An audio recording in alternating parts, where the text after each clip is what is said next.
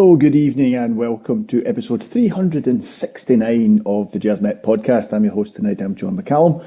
Gersnet, of course, is the independent Rangers podcast made by fans for fans, where the content is free. It's not just a podcast we have a forum, articles, social media, and we have a wonderful history archive. So if you enjoy the pod, please do subscribe and tell your friends about it, share us on wherever it is that you may find us on social media. Now, tonight is technically a preview night, but we are not going to bother previewing the St Johnstone match because I really don't want to think about going back to domestic football. We're just going to talk about last night's match, and we'll pay lip service, I think, to the St Johnstone match at some point. Before we do any of that, though, I have to mention our sponsors, who are Forrest Precision Engineering. They're a subcontract Glasgow-based engineering company, and they have been a big commercial supporter of Rangers for many years. And once again, we're delighted that they're backing the Gersnet podcast this season. You can find out more about them by looking at forestprecisioneng.com. You might be more interested in the Forrest Precision Executive Lounge, which is a hospitality suite in the hospitality area, even in the main stand. And for more information how you can book that, or use that intimate space, email the club directly at hospitality@rangers.co.uk. Now, in a valiant attempt to attract the TikTok generation back to Gersnet, Frankie has made the decision to bring the Jack and Victor of Gersnet back on to moan about anything vaguely modern football related, and generally just probably put a big dampener on what was actually quite a fine night last night for most of us. So, Colin, he's chosen you to bring down the age demographic that I have ever so slightly pushed up. How are you, sir? Very well, yeah. Very well. Really enjoyed last night. Unexpected, I must admit. I expected that scoreline, but not necessarily in our direction. Not quite in our favour, but yeah, an unexpected. I mean, I think we shouldn't be unexpected anymore because we do perform so well in Europe, but just the way things have been of late, I just really wasn't confident about that last night at all. So, yeah, pleasant surprise. Really enjoyed it. Yeah, it was. I mean, let's just dive right into this game because I think we will talk about the St Johnstone game for 35 seconds or something at the end. But let's just talk about that. Let me just ask you this: have you ever watched a game of football like that?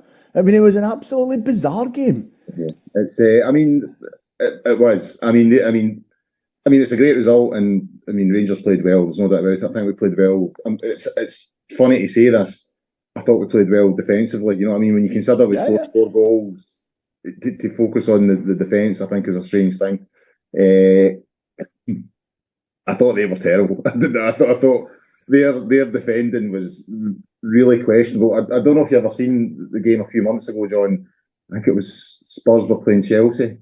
And it was the first time that people started to question, and I think Chelsea ended up winning like 4 or 5-1, and they got like 3 or 4 of them in the last 10 minutes. The Spurs were just so gung-ho, and every time Chelsea ran up the park, it looked like they're going to score. I think they scored 4 goals in the last 10 minutes. They hit the post about 3 times, hit the bar, keeper making great saves. And I can just remember the commentators going, what are Spurs doing? What are they trying to do? And I thought it was a bit like that last night. As much as we got the 4 goals and we played really well, and it was good to see Igamani get another couple of goals, it could have been 7 or 8. I mean, the amount of times we had the ball in sort of 2-on-1s, 3-on-1s, 4-on-2s, whatever you want to call it, and wasted those opportunities. You know what I mean? Never even got a shot away when you consider Dessler's miss, which was a shocker. Yeah. It could have been 6 or 7. You could easily have scored 6 or 7 last night, and that's no exaggeration. No.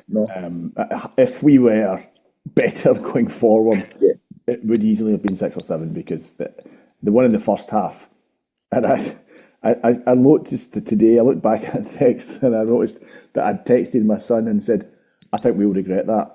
When it was 3-on-1 and he passed to Igamani, and it was the wrong pass. And it came to nothing, and I texted my son, we'll regret that. Yeah. So that just goes to show you he's wise to just ignore his father on most things. He ignores me in football as well. But I mean, the Stour game, if you remember the Stour game, they gifted us a goal at the start of that, having there was a moment in that Stour game where Butland got robbed of the ball. Remember, Butland got robbed of the ball, and then VAR came on and said, no, there was nothing in it, or the ref said, I can't remember how it worked. But either way, we got away with one. Yeah, and there was an element of that last night as well with the start of the game and the three goals that given him a penalty. Yeah, and I have to say at that moment, he's so determined to give a penalty. That's exactly what I thought. So he's just wanting to give them a penalty for something here. It's when he pointed at the screen. Yeah, when he realised the handball was the handball. I seen him pointing at the screen. I was in the Viceroy last night. My son went to Glasgow to watch it, and I was working in Glasgow yesterday, so he came through. And when I seen him pointing at the screen, I'm like, he's absolutely determined to give this. You know what I mean? You seen him pointing at Conor Barron in the screen. Yeah, for the foul. It's just like it's come up handball, and now he's asking to review this other one and then this other one. So I thought when I first saw it, I thought the Conor Barron one was a penalty, but then obviously when you seen the replays, he's made contact got the ball. First. So yeah, it was a turning point in the game, I think. Yeah, no, absolutely, it was because we didn't start badly, but as you would expect, they looked the stronger team at the start. I think away from home against a team doing reasonably well in the French league. Yeah, you reckon you could be in for a hard game. Igamani stole the headlines, quite rightly. In the end, he scored 2 goals. He created the first. Has he stolen your heart yet, Colin? Have you seen enough yet to think, we didn't just buy some unknown guy from Morocco for no apparent reason and no apparent ability? Do you feel there is a player in there, or is that just, is it Sibo again and just every now and then he'll do something? I think Sibo's about half, but it's still a sign and a question, given where we are financially and the fact that we needed, I think we needed to be shrewder with the money that we spent in the summer. We needed to buy players who could impact on the team now. It feels like a bit of a luxury, and I'm not sure we're in a position where we can afford luxuries, bringing players in to develop and see how they come on further in the future. But he played well last night. Still rawness about him. There's still definitely, he's rough around the edges. There was a couple of times when he was running through, getting easily caught offside and stuff like that. But one thing I will say, he took his goals well. The first one, he gave me a wee bit of a fright because he just seemed very shoot. You know what I mean? But he took it well, and he's anticipated the the pass back for the defender. He's just played it blind into the space, and he's anticipated that. Got round the keeper well, took it well. His second goal's really good, I think. He sort of robbed the defender, ran in, and a lovely finish. And a good finish. I mean, I thought some of his link-up play was good as well. Probably better than Desser's officers. I think we all agree that's an element of Desser's game. Yeah, it isn't particularly strong. But would I be happy with him being our number 9 from now until the end of the season? I can't say I would be entirely enamoured with that prospect. I think come the January window, we need goals. I think so. He's an option. He's obviously someone as Clement always tells us he's trying to develop and one for the future and all that kind of thing. I think we got a wee snippet last night of what he could be if things go to plan. But no, he's not. I don't think he's the answer at the moment. Definitely not. I think we need to be doing some business in that area in the park in January. His the first goal, which like the other two had an element of, or the other three had an element of farce about it. The first goal, though, where he basically robbed the defender, he just came in on the blind side, was something that I haven't seen from Rangers much this season, but just a guy just using his physicality, just getting in amongst them. And he obviously created the chance for Gersnet and as I said, an element of fortune about the shot. It took a couple of deflections on the way in. But I like that about Igamani. He worked hard last night. Yeah, he wasn't playing against a very good defence, which probably helped. But he did work hard. Yeah, and that's the thing. I think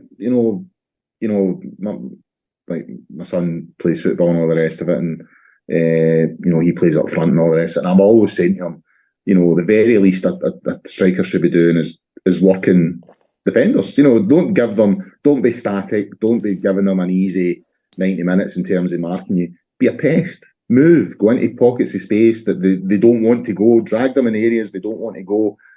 So even if you're not going to get a goal in a game, you've gave whoever's job it is to mark you, you've gave him a shift. He's had to be clued in the whole game, so to be switched on the whole game because you're working him. And I think he done that. I think he definitely.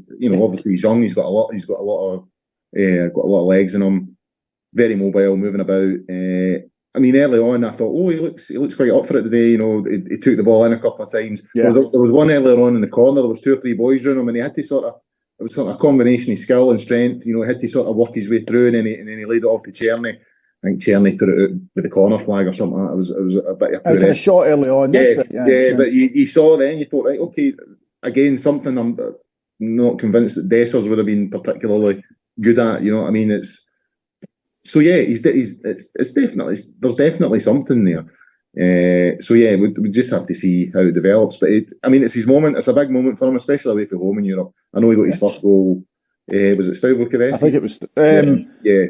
It was Stowe. Yeah. So, he got his first goal that night, which was obviously a big moment for him. But as you say, it is probably his night last night. He's kind of stole the show. Young boy coming in, scoring 2 goals. And 2 goals he kind of made himself. He's anticipated the defender making that pass, and he's just basically bullied the other defender for the goal and ran in and finished it well. So it's his night when he deserves it, and hopefully that's the beginnings of the foundations being left.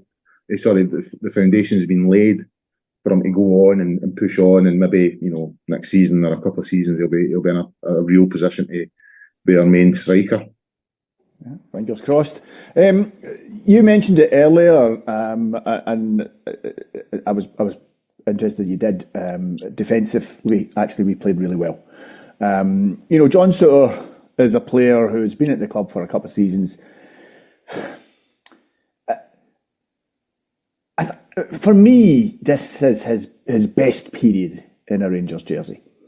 And I can't decide if that's because he's just fit for the first time since he joined us and he's actually managed to string more than 3 games together without picking up a knock, or if he is playing better. We're critical of Clement, and rightly critical of Clement, but Souttar is a player who seems to have improved, who does seem to have got fit, touch wood, and who had a very good game last night. I thought he was excellent last night. None of the defenders put a foot wrong, I felt, but I thought he had a very, very good game last night. So, what's your view? I know you're not maybe necessarily convinced by John Souttar, but can you see any merit in what I'm saying? Or do you think? No, absolutely. Obviously, I didn't watch the Scotland game last week. Or whatever it was. No, I didn't, honest. But I did hear he performed really, really well, and he performed well last night. And I think the away games this season, you would have to say he's played really well. Defensively, when we played away in Europe this season, we played very well. I just feel with John Souttar, there's always a mistake in him. Now, he didn't display that last night. He was rock solid, and maybe the sort of increase in terms of his performances are improving. Maybe that comes with the seniority. Goldson's away, so maybe he's now the main man in that sort of central defensive sort of partnership. He's always playing on the he's playing on the right. He's playing on his favoured side, yeah. So so no longer is he sort of the lesser, because it's always the case, isn't it? You've always got a sort of main centre defender who's the sort of main linchpin, and you kind of rotate the other one. So he seems to be the main man now. So maybe that's giving him a bit of confidence. He's got a wee bit more responsibility on the park. He's got to display a bit more leadership and all the rest of it. He certainly displayed it away in Europe. I think domestically, I still see things that worry me. Some of his passing, his distribution at times, and it not only is it bad, it's bad at critical times when players have committed. They're pushing forward and he tries a pass that's not on, and all of a sudden you're on the back foot with maybe only 1 or 2 defenders there. So there's definitely things in his game I think he can improve on, but definitely played well last night. And I think in Europe in general this season he's been a bit of a rock for us, really. I was looking at a record this morning. We're like the second highest performing team in Europe or something over the last 5 years or something like that. Well, it's not quite that, but I do I do have it here, actually, I will tell you. Currently, over the last 5 seasons, the most successful teams by ranking. So I'm not actually sure what that means, but I think by points, coefficient points that we've won. So number one, Man City. Number two is Dino Zagreb, I think that is. Real Madrid, Bayern Munich, Benfica, Liverpool, and then Rangers. And number 7. Then below us, PSG, PSV, and then Bobo Glimt at number 10. There you are. I have to go all the way down to number 50. 50. 50. No, it's not. Where has it gone? I saw it. I did see it. 58 to find the next best Scottish club. There you go. Was that Aberdeen? It's not. No, it's not actually. It's a team who also gave us some enjoyable European goals to savour this week. Stay with the defence. I don't know if you've noticed. I mean, Proper. I don't think Proper settled correctly. Yes, I don't think he's made convincing yet. But I think I did notice last night, and I've noticed this in a couple of games. He seems to be a leader on the pitch.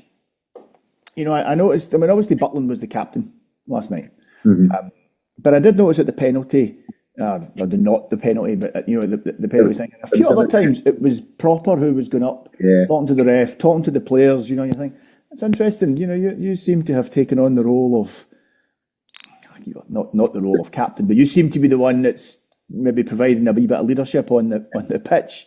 Which is interesting because he's a new player and he's he's obviously English isn't his first language, although most Dutch speak very good English. I thought that was quite interesting thing to notice. I think he was the captain at the club he was at before. Right. I think he was captain there, but I did notice that. Anyway, look, the big question. They're not known for lacking in confidence, the Dutch. Well, that's true. They can be outspoken at times. I suppose that's fair. Listen, the big question that everybody is asking is one that I don't think any of us can answer. Why are we a different side on a Thursday? Why is it that Thursday night Rangers are something that we enjoy, and Saturday and Sunday Rangers are something that we endure? How do you square that particular circle? Well, I mean, my own view, previously, I think the reasons for Clement's side this season, and because this has been an ongoing thing. I mean, it's worse this year because we've been really poor domestically, but it has been an ongoing thing that we look a different team on a Thursday night than we do domestically. And I think previously, like under Gio and maybe even a wee bit of Stevie G and all that kind of stuff at his time, my feeling then was that it was the expectation levels. So you're expected to win Saturday, Sunday, whenever you're playing. That's the pressure that comes with playing for Rangers. You are expected to win. And I just wonder if for that group, under Stevie T and Gio and a bit of Dio, the Thursday was, there's no real expectation. Obviously, there was a certain level of expectation, but we're not going into that tournament expecting to win it. You know what I mean? So it's a night when players don't have that same pressure. They could maybe express themselves a wee bit more, a wee bit more confidence, no feeling so much pressure from the crowd, all that kind of stuff. And that maybe impact. That's maybe why on a Thursday they looked a far different team, because they were just in a different frame of mind. They weren't as stifled by the pressure that comes with playing for Rangers domestically. I think this season, it's different. I think this season it's more to do with our lack of cutting edge, our lack of sort of guile and all that kind of thing from the middle to front. I think in the European stage, especially away from home, team like they were coming at us last night. You know what I mean? Yeah. They view us as a team that they expect to beat. So they're coming into the game with a sort of attacking game plan, formations, all that kind of thing. And I think that presents space for players to from our side to exploit and use. Whereas at home, this new phrase that we use now is a low block and all this kind of stuff. Teams that sit in, they're sitting with most men behind the ball, particularly at Ibrox. I just think they lack some real cutting edge at the moment to sort of break that down, and then the frustration starts, and then the crowd turns, and all that kind of stuff. So I think there are slightly two different reasons for the two different groups of players. Excuse me. But it's definitely a thing, because I mean, when I was in my luck yesterday, so I was sitting with my boss, who's also a Rangers man, and I was packing up to go, and he was. At least we now know how you got the job. Yeah, well, that's true. Yeah, there was no other way I was getting that job. Yeah, and he's like, "What are you thinking?" And I was like, "Oh, I'm not confident at all." I says, "Even although we play well in the Europa League, I says they seem like a good side. I don't think they've been beat domestic at home." Not for all season. Donkey's years, aye. So I was like, it felt like the Leon. I mean, I know they're not as good a side as Leon, but I had the same kind of vibe as I felt that night against Leon. I was like, nah, I just don't see it. And particularly with our form as well. Yeah, and then we turn it round. So yeah, it's a bit of a, don't get me wrong, I enjoy it. I don't want to sound that I don't care about the domestic stuff, because I do. That's our bread and butter. But for many years, following Rangers was about domestic success and not doing very well in Europe at all, apart from the odd occasion. 92, 93, 2008. Obviously, we got to the final. But there was long periods, for like 20, 25 years. We never even got, you were never expected to go past Christmas in Europe. You know what I mean? It was just like, oh yeah, I remember. You get to about October, November time, and then the European dream ends at that point. And since Steven Gerrard arrived, it's become the norm for us to sort of reach the last 32, quarterfinals. So I've quite enjoyed it. I must admit, I quite enjoy having a sort of presence on that sort of stage. But yeah, it would be nice if we could pick up the domestic side as well. You know what I mean? Well, it would certainly help everybody, I think. Yeah, I mean, we are. I read earlier, we're 99% certain to qualify for the knockout round now. And I do wonder if we give the club enough credit for that, because, like you said, my very formative years watching Rangers, there were some great European games, and I saw the Juventus game. There was some great games early on, and Rangers, all Scottish teams went into Europe in the first half of the 80s, mid 80s, with the view that decent draw. This could be our season. Yeah. Scottish teams made European finals. Scottish teams won European finals in that decade. But since then, like you say, we went through a period when we had some excellent players, some fantastic players, and we just could not make a dent in Europe. And I do wonder if this decade in particular it's been a high point for Rangers. I mean, I know there's been some shocking results as well, and disappointing results. But over the piece, it's been a high point. And like you say, European football after Christmas now is something that we've got used to. Yeah. It's not even something we're particularly talking about, and perhaps we shouldn't ever lose sight of the fact that even with the domestic challenges, our European performances, our European record over the last few seasons has been exceptional, arguably as good as it's been since the 70s. Yeah. I mean, there was one point. I mean, getting back into sort of group stage European football was a big moment for me. Like when we went back. Yeah. To come back to 2018 or whatever, when we go back into the sort of Europa League group stages. My son had never seen Rangers at that level of European football, because he grew up sort of supporting Rangers that were playing Stennismuir and Forfar, all that kind of stuff. So that first group game against was it Rapid Vienna? The Rapid Vienna game. I mean, that was a huge night for us. It was a brilliant night. Yeah, and that really actually, I think, was one of the nights that cemented Gerrard with us, because he was Rapid Vienna. He was a club you recognised from European football. This was a potentially a game that we went into thinking that we could lose this. We'd had some horrible results in Europe quite recently, and that game, and it was the performance and that moment when Morelos. But the back heel to him. You remember he kind of broke away. Was it their corner or something? We broke away. It was like the halfway line, and it was the Portuguese wide guy we had. What was his name? Candias got on his Candias cleared it from his own 18-yard box, and then won it again.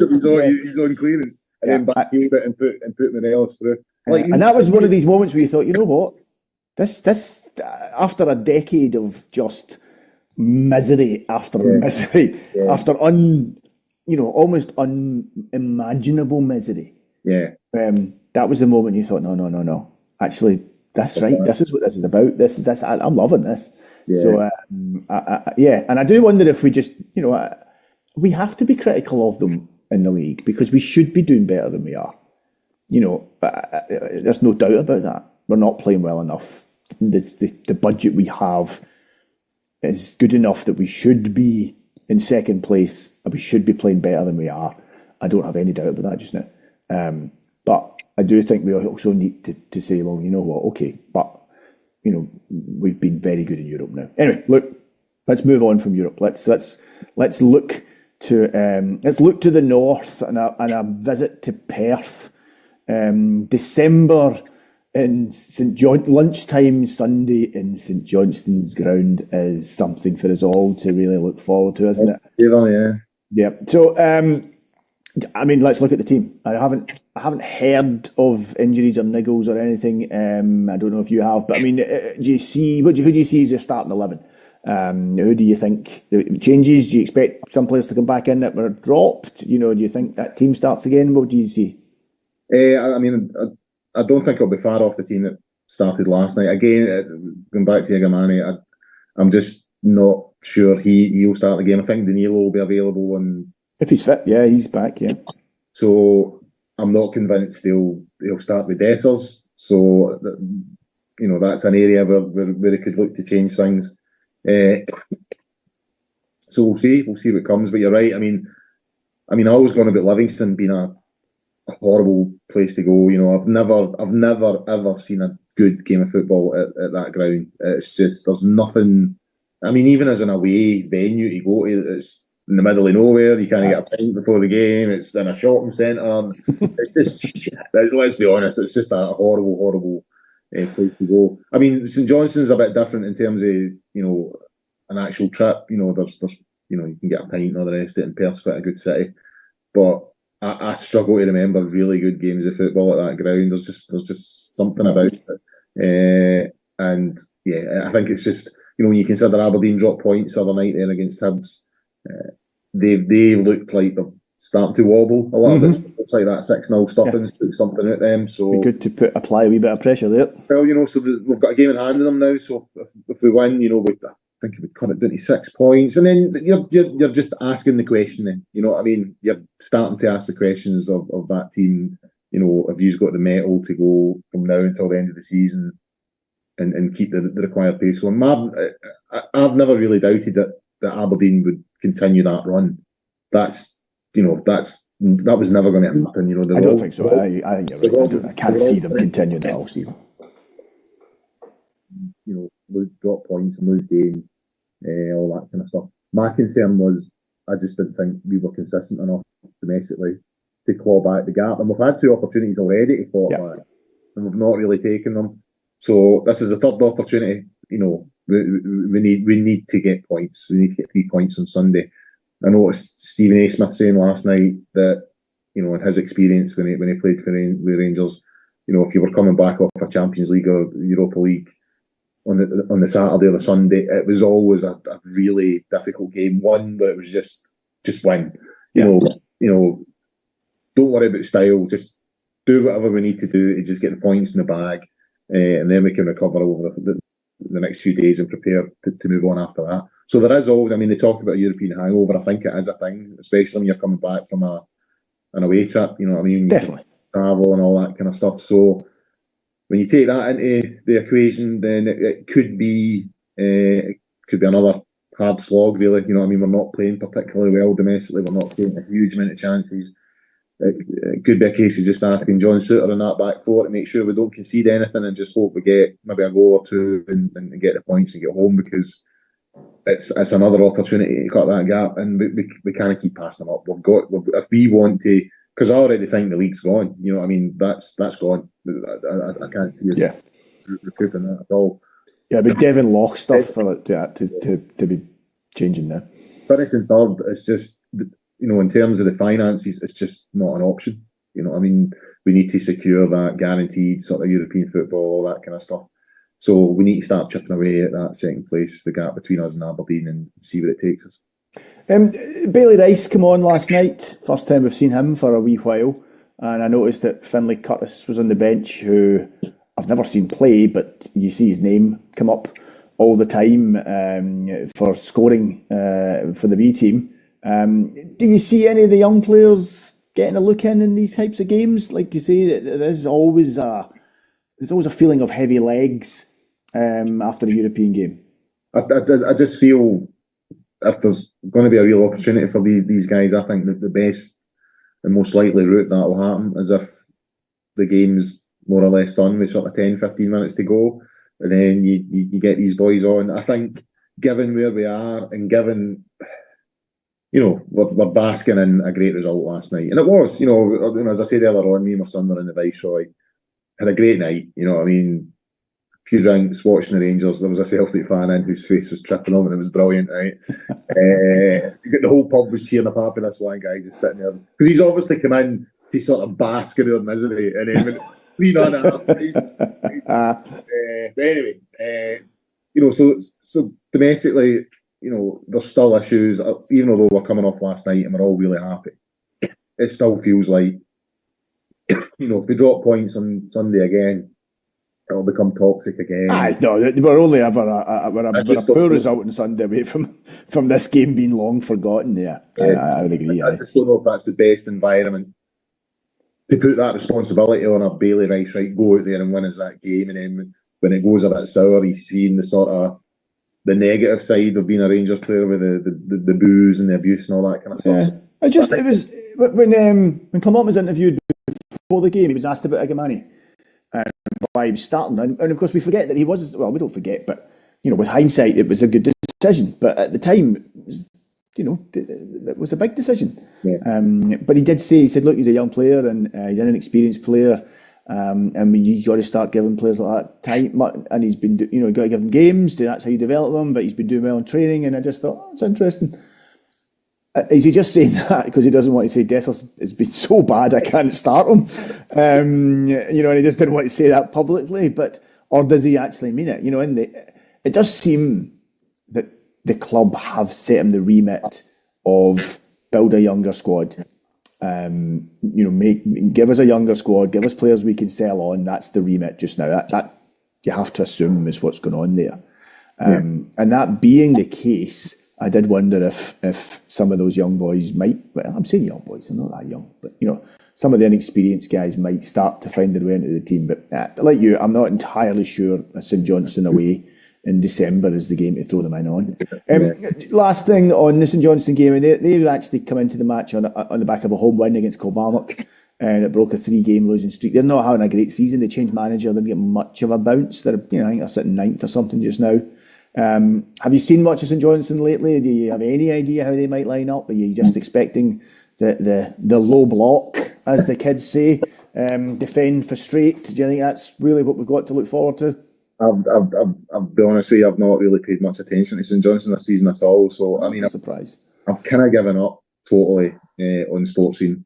So I don't have much insight to the other teams at all now because I'm not. Colin, we're still on air, mate. You're not supposed to say that whilst we're on air. Well, people are looking to us for expertise. I know it's ridiculous, but what can I tell you? So I don't have a huge amount of insight in how St Johnstone and that will line up, but I think it's all about us. It's about what we do. Yeah. Very good way even although we're playing pretty poorly domestically and stuff like that, if defensively we can be tight and not concede. Then and one bright spot for the last night again was Cherny. I thought he played really well. If we can get him into the game, he always looks a threat coming in from that right hand side. Then you would hope we would get the 3 points. And I would just think that given we've had 2 opportunities to close the gap previously and not done it, they can't let this one pass them by. You know what I mean? They've got to take this opportunity. and I think it would take, as I said earlier on, I think it would take it down to 6 points, and that just starts the question. What I mean, that starts just planting that wee seed of doubt in their minds. Because at one point they were 9, 10, 11 points clear. If we get it down to 6, they just start to doubt themselves. And I think they're coming to Ibrox. Is it December they come? I think the end of December, maybe. Could not tell you off the top of my head. Not sure. I'd have to look. But if we go on a wee run, then as I said, it just asks questions of them, and hopefully we'll cover this thing and secure second place. Somebody pointed out to me today that the Celtic game on the 2nd of January is on a Thursday. So there you go. Thursday night. We like that one. Keep that one up your sleeve. Colin, thanks very much. Will you take in much football this weekend yourself? Well, I had a kind invite to go to Clydebank tomorrow by yourself, but I'm off to Linlithgow Rose against Wraith Rovers tomorrow. Got my ticket for that, so okay, yeah. Right. When Linlithgow Rose against Wraith Rovers, it might be a decent game. Is it at Linlithgow? Yeah, it is. Yeah, and it's not just the top flight clubs that take the piss with ticket prices, like this year. Yes, yeah. A huge increase. 12 quid tomorrow to go and see Clydebank. I let you say I'm probably going along to see Clydebank. It's the Buckie Thistle, so the Highland League champions against the team currently sitting top of the West of Scotland League. So we'll see. A team called Buckie playing in Glasgow is bound to attract a huge crowd, surely. Well, it won't be the first time Buckie's been taken to Clydebank, that's for certain. But I don't know if you've ever seen Buckie's strips, but it will be another opportunity to go along and shout abuse at folk. Aye. So, anyway, on that note, Colin, thanks very much. Thanks for giving up your Friday night. Appreciate you stepping in when we had to rejig the agenda and rejig the folk coming in. And I appreciate the two of us on the day they voted to bring in assisted dying. Is probably ironic, but anyway, he's getting us in whilst we can, before folks start to urge us on. Don't you think it's time for you two to do the decent thing? You're a burden. Yeah. Is that why my wife came home in such a good mood? Is that what it was? She came skipping in that door. That's what it is. Who knows? Anyway, just to remind everybody that the podcast is on a variety of different platforms. We're on Acast, iTunes, YouTube, Castbox, Stitcher, and Spotify. I'll just remind you it is an early kickoff on Sunday. It's a lunchtime kickoff on Sunday. And there will be a pod on Sunday night with much more attractive and younger men. Craig and Alan, I think, men with their own teeth, will be on Sunday night. So please tune in to them. They're on usually around 9:30. Thanks very much for listening tonight, and I hope you have a good weekend.